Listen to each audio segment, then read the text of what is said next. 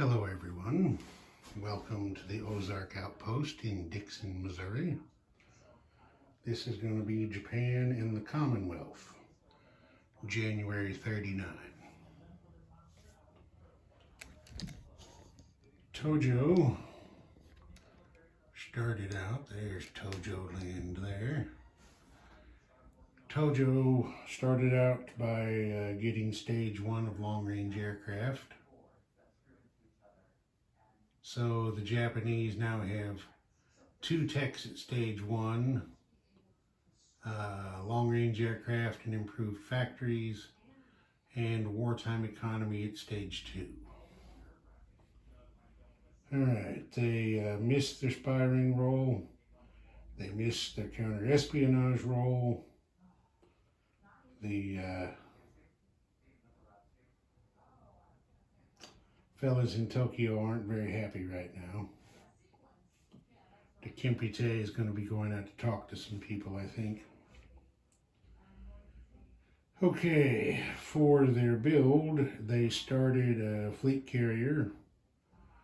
Then they built 2 Marines, an artillery, and 4 militia. They didn't have any combat moves this turn, but they did have quite a bit of non-combat. Since I'm right here, I'll just start up here in the north. Let's see. They moved an infantry from Korea over here to Rihe. There is a little bitty corridor right there on the coast that connects the two. They moved a motorized infantry from northern Manchuria down to Rihe.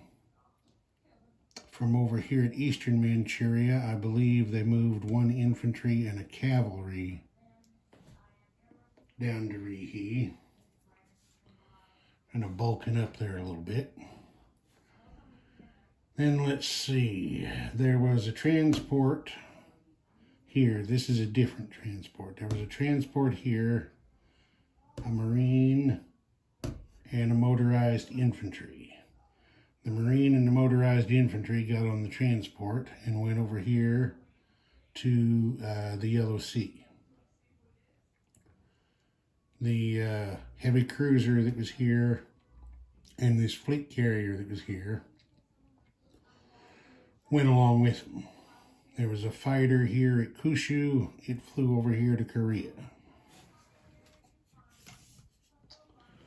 Down here in the South Pacific, down here in the South Pacific, there were 3 destroyers strung out across here. They all came over here to Borneo, picked up 1 infantry each, and cruised up here to the South China Sea. Let's see. There was a fleet down here off of Java who picked up a Marine from Java and cruised up here to the South China Sea as well. They had 1 transport that was empty.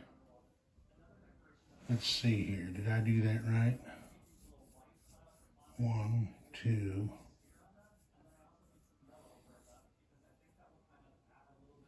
Nope, never mind. Didn't happen from that one. There was a transport over here off of Sumatra, and there were 2 Marines on Sumatra that loaded up on the transport and came up here to the South China Sea to join this fleet. There they are right there on top of the marker with the Marine from Java. I forgot to mention the commander. Let's see. We had another destroyer down here at West Timor. He came up here, picked up the remaining infantry and the commander from Borneo, and then joined everybody else up here in that sea zone. This fleet had been down here off of Borneo. They came 1, 2 up to here.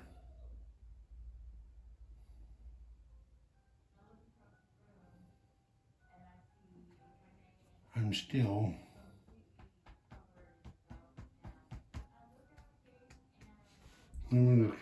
thinking this transport should not be here. How did that transport get there? Let me think about this for just a minute. Yep, I made a slight error. This transport can't be here. He goes on this fleet card here. So let's just make that correction. All right, now we're squared up and everything's above board. Okay, so oh yeah, and way out here, we shifted submarines a little farther east. So we got one out here off the Gilberts, one here off the Marshalls, and one off the Carolines. No, not the Marshalls. Yeah, the Marshalls, never mind. All right, I think that covers all their non-combat. Almost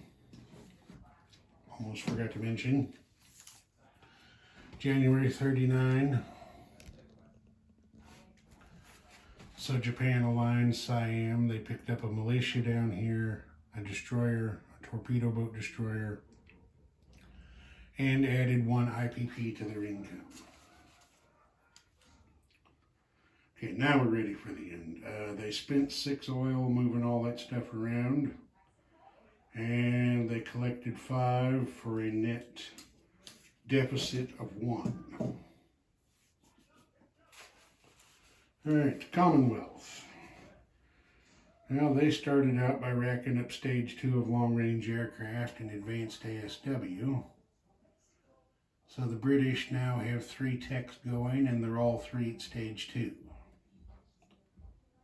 That's long-range aircraft, advanced ASW, and wartime economy. All right, the British put a spy ring into Tokyo.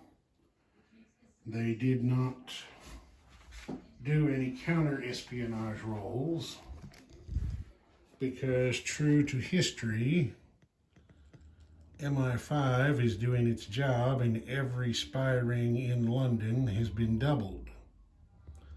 So they're all working for the security boys.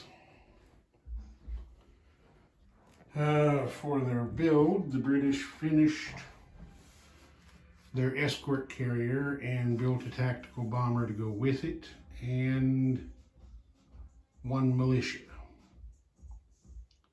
And that was all of their money.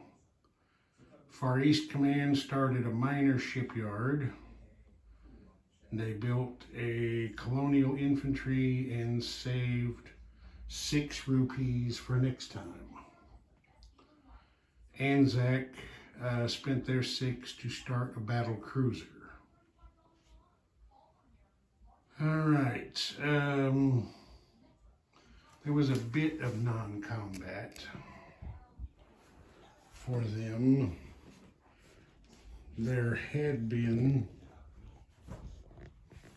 an escort carrier right there, which has now been moved down to here to join that destroyer.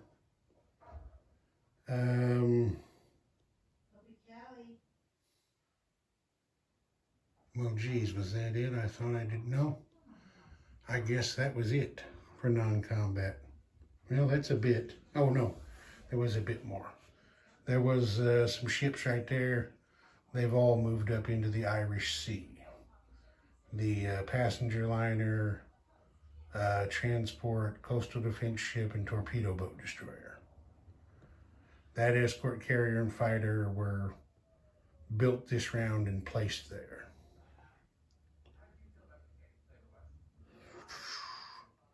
I'll just go ahead and show you the militia that they built. Went there to Eastern Egypt.